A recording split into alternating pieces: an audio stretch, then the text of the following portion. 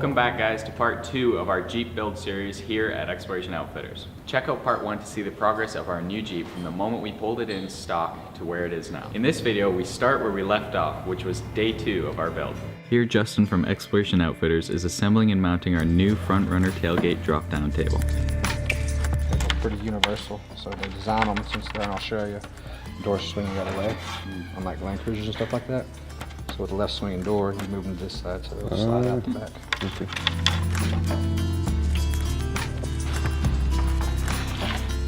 Very nice. That's an important piece in the kitchen. We're going to be cooking up some good meals on this thing. You see an indent there and an indent there. You drill those out to a 5mm pilot hole, and then you'll drill them out to 10mm. You're going to pop all your factory panels back on and then bolt the table through the door. Really? They've already got mounts in the door and everything to support the weight of the table and everything. Wow.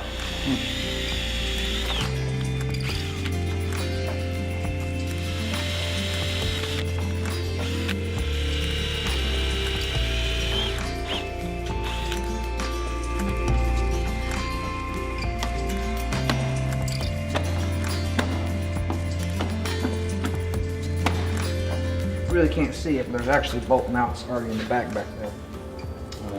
And the top ones bolted to these 3, and those are all implemented factory from Jeep. It's really convenient.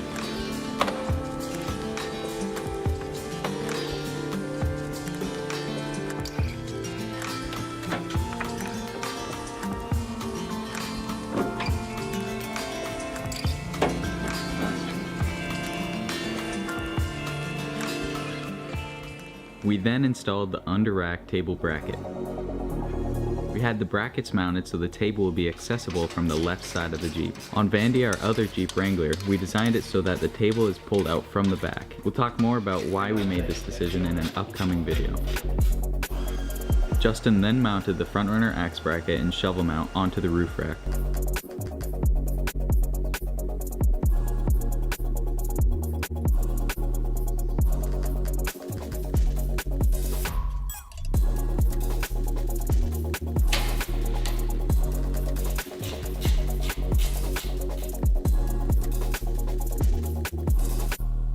All right, I'm heading out for a speaking gig in Denver, Colorado, and leaving the Jeep in the hands of the kids and the great team here at Exploration Outfitters. They got it under control.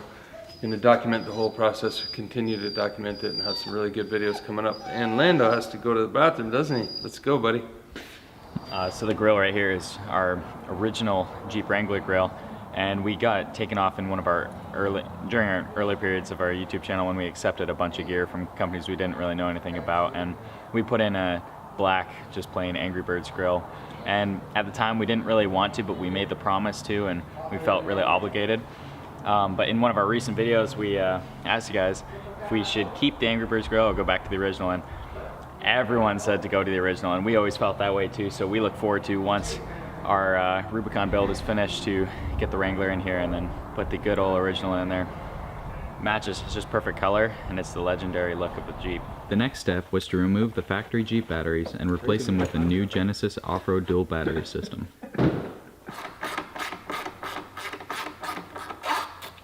Made it. No, this battery is for like the start-stop features and stuff like that. So it keeps like the radio and everything on while the engine shuts down. Ooh, look at that monster. You have it all, what is it all? It's money make us rise and make us fall. Jenga. Living on a dream or living free. We're all behind the scenes, behind the scenes. And here we go again. Here we go. Genesis dual battery setup completed, as you can see. We started with removing the factory intake.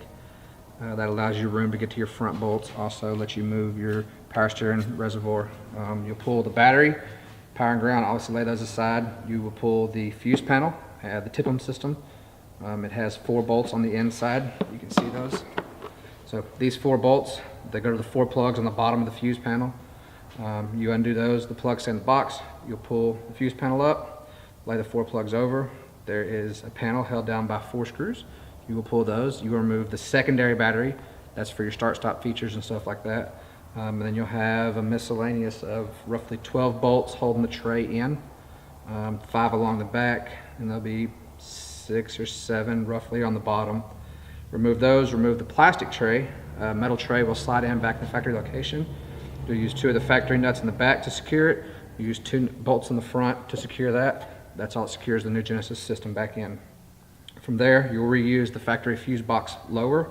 It'll have 2 nuts on the bottom that screw it back into place. All your temp plugs will snap back into place. Fuse panel back on top. 4 bolts, tighten that down. Reinsert your fuse lid, your batteries.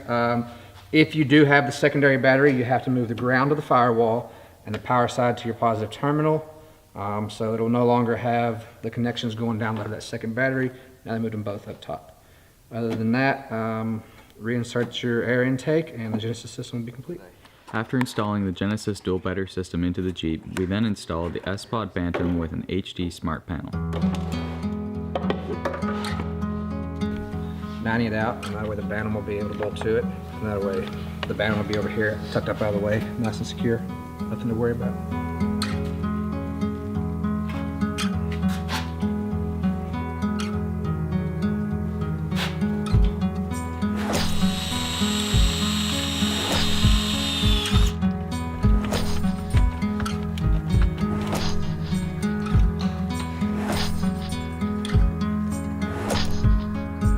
The next step was one I was most excited for, mounting the KC Lights Pro 6 LED light bar.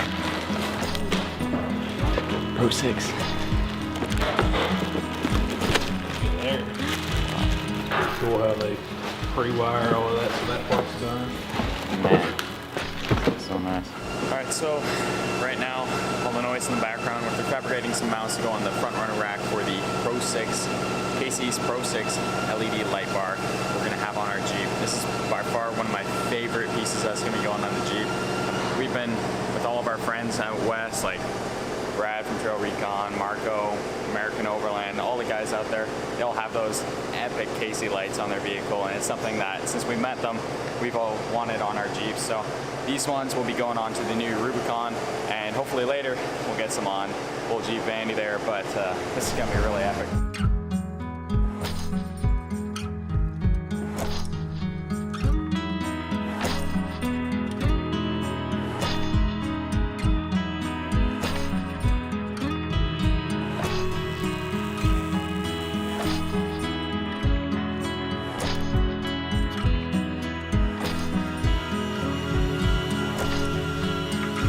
Alright, good morning guys. It is already day 3. It's crazy how fast everything is going.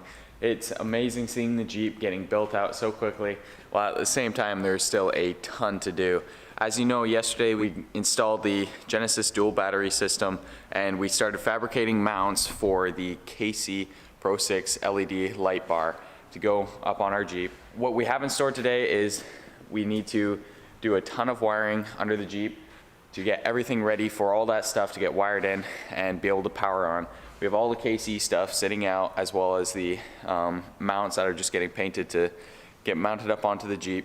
There's going to be a bunch of other work. We were planning to get all of the coils, suspension, winch, and bumper on, but we'll see what we're going to have in store for today, because wiring takes a lot longer than the fun stuff, but it's going to be epic. The first thing we got to work on day 3 was removing our factory bumper to replace it with the ARB bumper and worn Zeon 10S winch.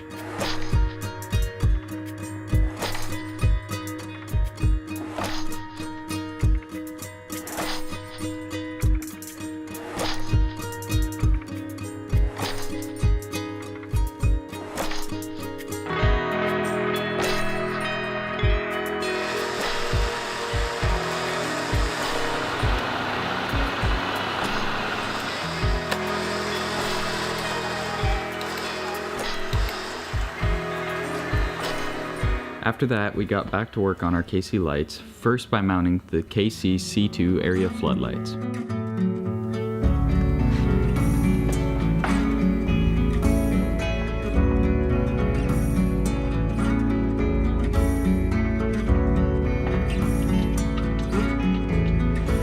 Now everywhere they're putting on these C2 LED floodlights, KC lights. We've got 2 on the back, 2 on both sides, and then we're gonna have the Pro 6 LED light bar up front. We don't know if this will be our entire time configuration, just because in the back we wanted to have dust lights, and they've got those flex lights in the back, which I think most of our friends are using for them, but we'll see what works best, because the one problem with the 2 in the back may just be that when the wind chill's up, they'll have no use going through there. But I don't know, we'll see. Right now it looks great. Just gotta get everything wired in and test it out. Then it was finally time to mount the Pro 6 light bar with the custom fabricated mount.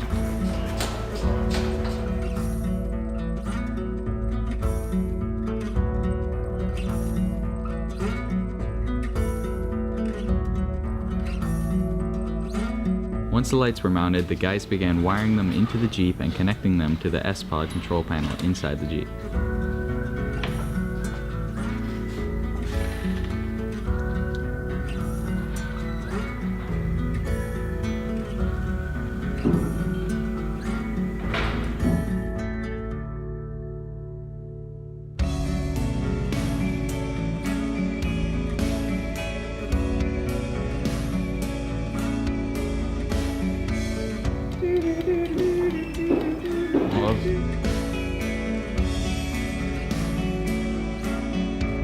After a long day in the shop, Mom made a delicious dinner.